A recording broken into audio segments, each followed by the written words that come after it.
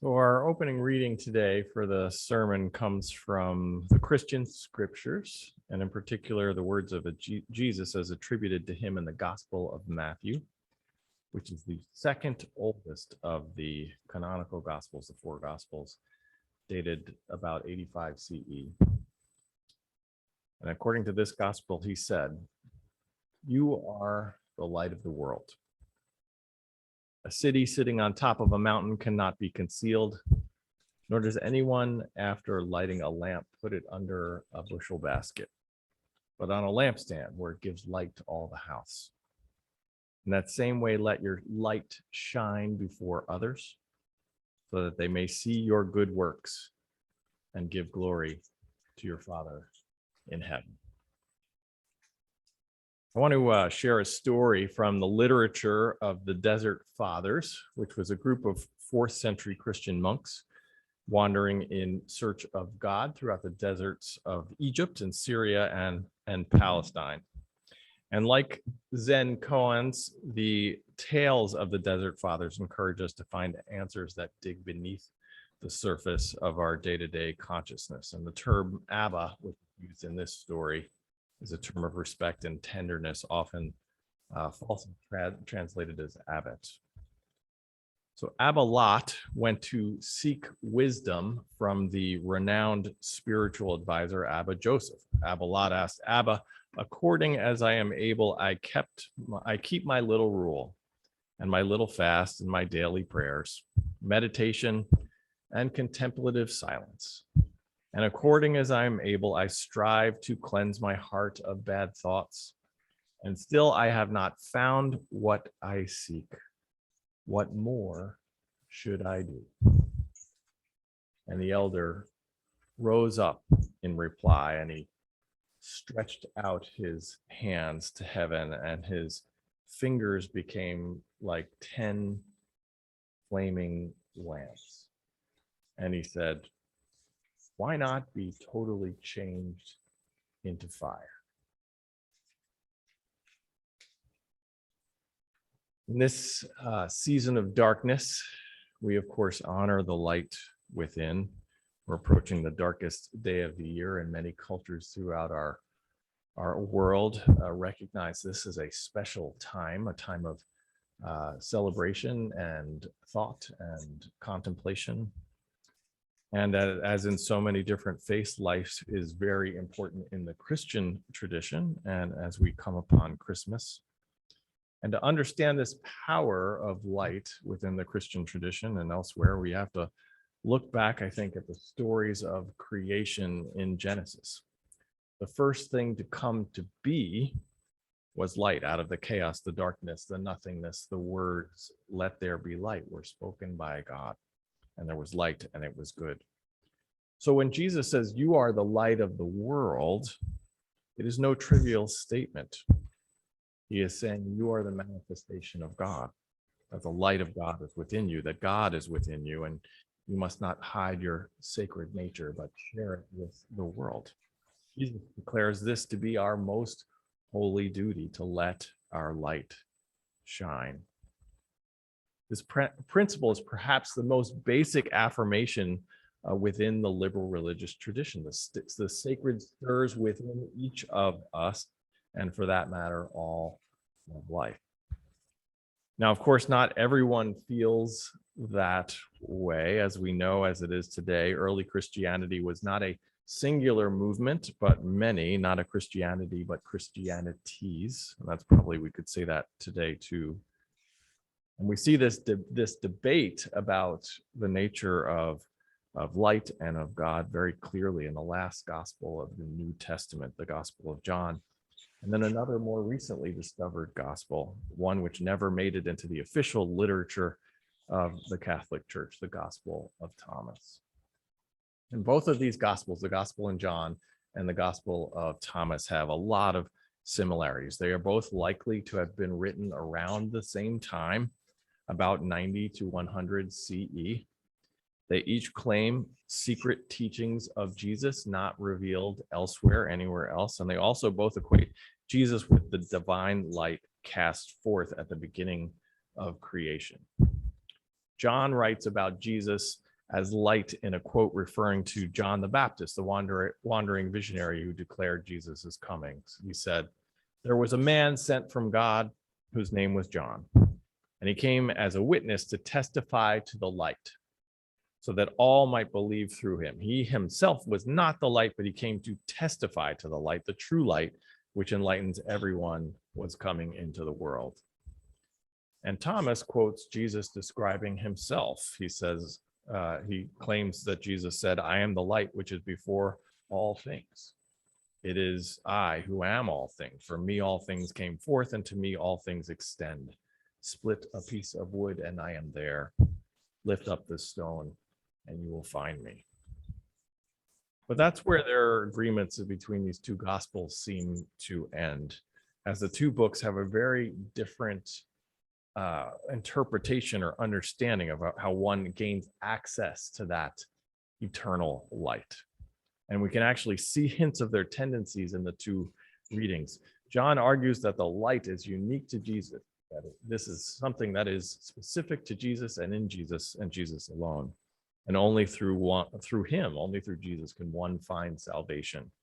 While Thomas argues that the sacred light is within us all.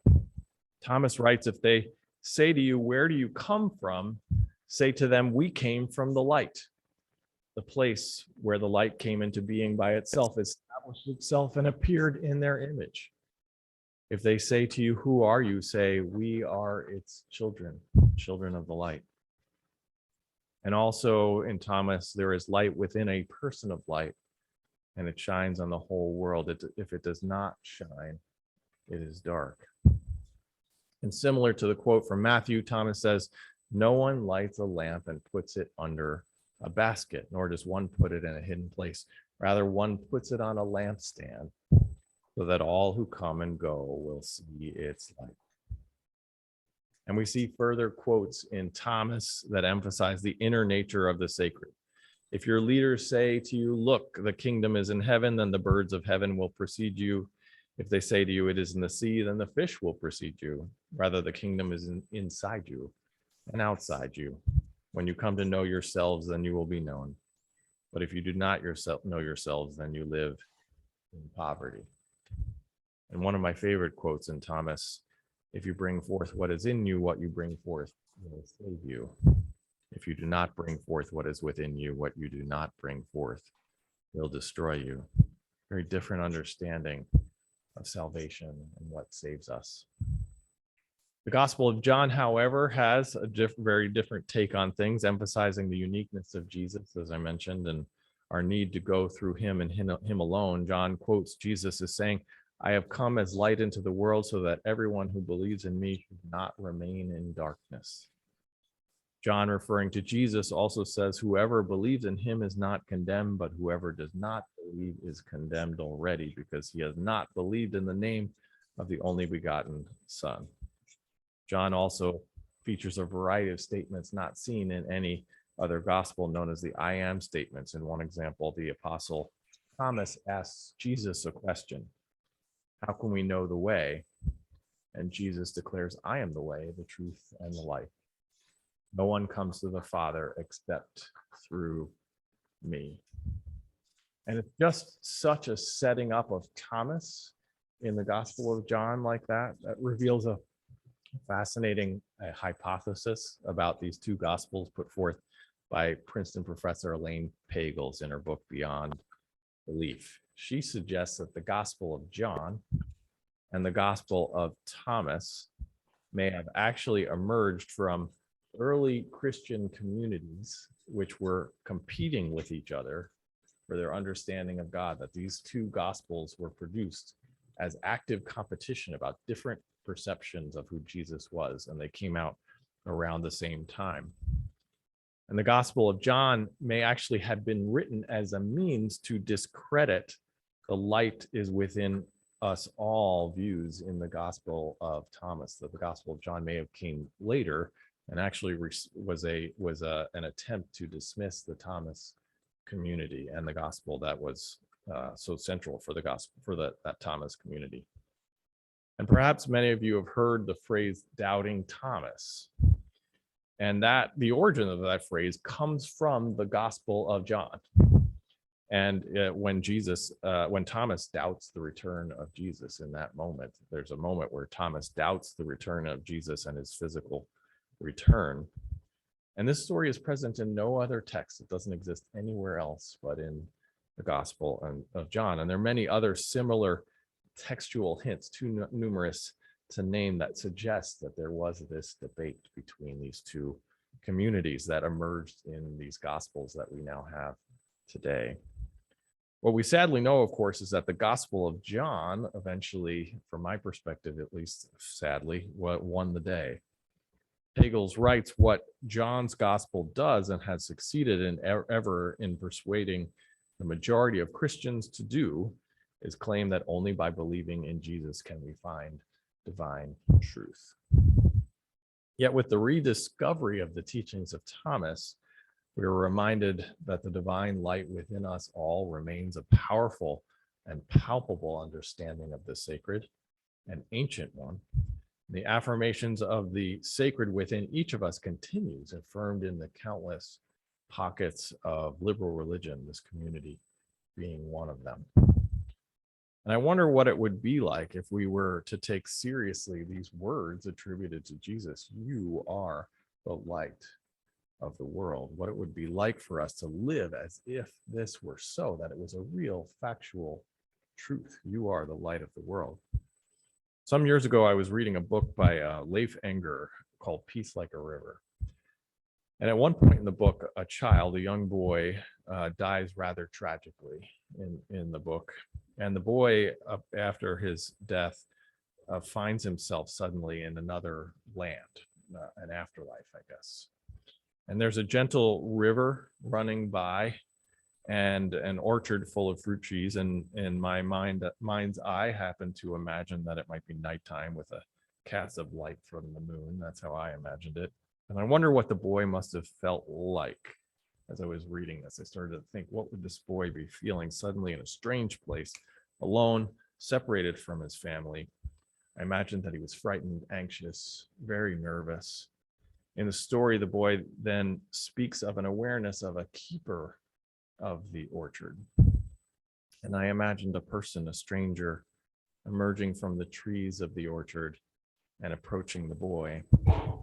And I wondered what kind of person, what kind of being this would have to be, a complete stranger to the boy, yet whose purpose was to console this boy in his fear. And I felt the boy find comfort and calmness as he naturally reached out to embrace this angelic stranger, feeling the safety and wholeness of home in the arms of this warm soul. And as I was doing that, my imagination went with it, and I began to imagine what it would be like if I was that warm soul. What would it be like if I was that warm soul? And I wondered what I would have to be like to greet such a child, for that child to find peace in my own simple presence. And as I imagined this, I actually began to experience this kind of love, actually, or a light. And it was just dramatically strong and powerful, this kind of light that almost felt like it overwhelmed me. And it felt like an endless source of light just flowing through me and pouring out of me. It was quite powerful and moving. Eventually, of course, this experience faded and came to an end, yet it brought me face to face with what is possible for us as human beings. The love we are capable of offering love to one another. I think we all know the experience of what it's like to radiate, feeling more energized and happy. People seem to feel more at ease with us. We might catch the eyes of more people glancing our way, or get more smiles, or more people randomly speaking to us. We might even notice children or animals paying a particular attention to us. I think we've all had these experiences, if even just for a moment. So if it's possible for us in a moment, I find myself wondering what stands between such an experience and us all the time, fully embodying the reality that Jesus calls us to, that we are the light of the world. And I wonder if it's, the what stands between us, and that is maybe something as simple and of course as complex as fear. Author Marianne Williamson, in her book A Return to Love, writes, "Our deepest fear is not that we are inadequate. Our deepest fear is that we are powerful beyond all measure. It is our light, not our darkness, that frightens us. We ask ourselves, who am I to be brilliant, gorgeous, talented, and fabulous? Actually, who are you not to be? You are a child of God. Your playing small does not serve the world. There's nothing enlightening about shrinking so that other people won't feel unsure around you. We were born to make manifest the glory of God that is within us. It is not just in some of us, it is in everyone. And we let our own light shine. And as we let our own light shine, we unconsciously give other people permission to do the same. As we are liberated from our own fear, our presence automatically liberates others."